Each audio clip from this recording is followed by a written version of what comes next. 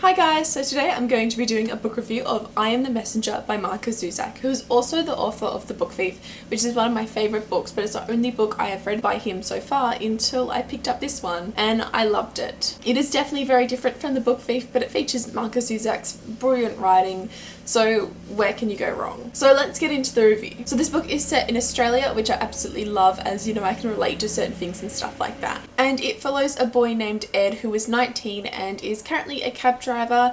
He has a dog named Doorman and he's in love with his best friend. He spends kind of his life just doing his job and playing cards with his friends, but he really doesn't have much of a future ahead of him currently. But then one day he gets caught up in this bank robbery and inadvertently he manages to stop the bank robbery and become some sort of hero. Ed doesn't really think much of it, but later when he comes home in the mail he gets a playing card of aces, and on the playing card is a message with people's names and addresses. And Ed becomes this sort of messenger going to these places and figuring out the message and what he's meant to do there. I don't really want to say anything else because I feel like it will spoil it, and I feel like that's all you need to know. Just know that it's really fantastic and heartwarming and funny, and you'll definitely be sympathizing and laughing and crying along with these characters. Some of the situations that Ed gets put into, you really put yourself into his shoes and decide what you would and wouldn't do and how far you would take what he does. And it really puts you in a moral dilemma, which I really liked. I find that Markus Zusak just has a way with words to tell a fantastic story, and this book was definitely no exception.